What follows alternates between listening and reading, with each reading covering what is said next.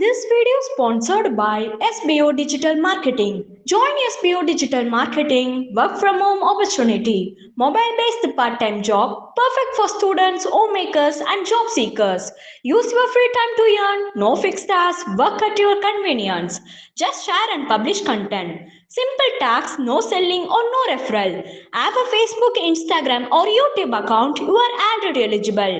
Earn daily income with instant payouts. Start from day one. Skip பண்ணாதீங்க. பெரிய தப்பு. தினம் 300 ரூபாய் சம்பாதிக்க அரிய வாய்ப்பு. இன்ஸ்டாகிராம், ஃபேஸ்புக் பயன்படுத்த தெரிந்தால் போதும் content post and content publishing மூலமா தினம் 300 ரூபாய் சம்பாதிக்கலாம். இந்த வேலை செய்ய 5 நிமிடம் போதும். Work training support, group communication support, all language customer live chat support, முக்கியமா சொந்தமா ஒரு பிசினஸ் ஸ்டார்ட் பண்ற அளவுக்கு உங்களால கற்றுக்கொள்ளவும் முடியும், சம்பாதிக்கவும் முடியும். இந்த வேலை வாய்ப்பு வழங்குவது 5 வருடத்திற்கு மேல ரன் ஆகிட்டு இருக்க நம்ம தமிழ்நாட்டு company school of business organisation private limited. மேலும் விவரங்களுக்கு டிஸ்கிரிப்ஷன்ல கொடுத்திருக்க நம்பருக்கு வாட்ஸ்அப் பண்ணுங்க. கடலோர பகுதி கிராமமான நல்லூரில் வசித்து வந்த ரத்தினசாமி என்ற எளிய விவசாயிக்கு சொந்தமாக இருந்தது 2 ஏக்கர் நிலம் மட்டுமே. அவருக்கு மாணிக்கம், முத்து என்ற 2 மகன்கள் இருந்தனர். இருவரும் பள்ளி படிப்பை முடித்தனர். ரத்தினசாமி தனது வறுமையின் காரணமாக மகன்கள் இருவரையும் அழைத்து, நீங்கள் உங்கள் கல்வியை இத்துடன் முடித்துக்கொண்டு என்னை போல் விவசாயத்தில் ஈடுபடுகிறீர்களா என்று கேட்டார். கல்வியில் பெரிதும் நாட்டம் கொண்டிருந்த மாணிக்கம், அப்பா, நான் பொறியியல் கல்லூரியில் சேர்ந்து படித்து எனக்கு ஒரு வளமான வாழ்க்கையை அமைத்து கொள்ள விரும்புகிறேன் என்றான். இளையவன் முத்து, எனக்கு படிப்பில் நாட்டமில்லை, விவசாயம் செய்யவும் விருப்பமில்லை, நான் வியாபாரம் செய்ய விரும்புகிறேன் என்றான். இருவருக்குமே விவசாயத்தில் நாட்டமில்லாததால் ரத்தினசாமி தன் நிலத்தை விற்று கிடைத்த தொகையை இருவருக்கும் சமமாக பங்கிட்டு அளித்தார்.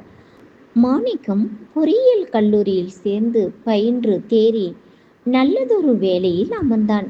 முத்து தனக்கு கிடைத்த தொகையை வியாபாரத்தில் முதலீடு செய்து வியாபாரம் தொடங்கினான்.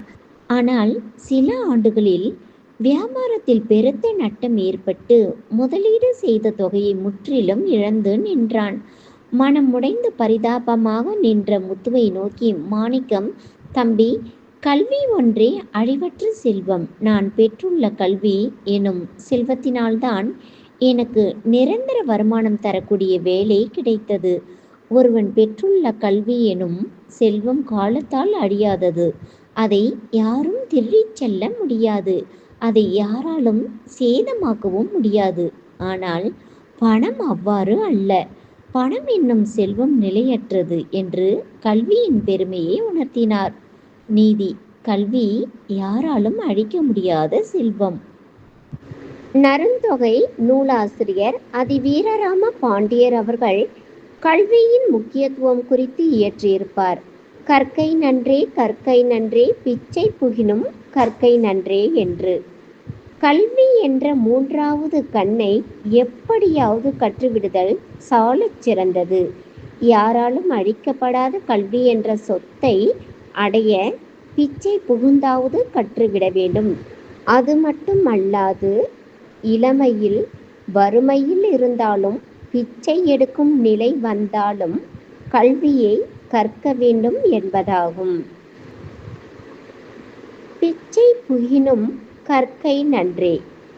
செல்வம் இல்லாது வறுமையின் காரணமாக பிச்சை எடுக்க வேண்டிய சூழல் ஏற்பட்டாலும் அதைவிட கல்வி கற்பது மிகவும் நல்லது. கல்வி ஒன்றே அழிவில்லாத செல்வம் என்பதை வலியுறுத்துவதே இதன் நோக்கம்.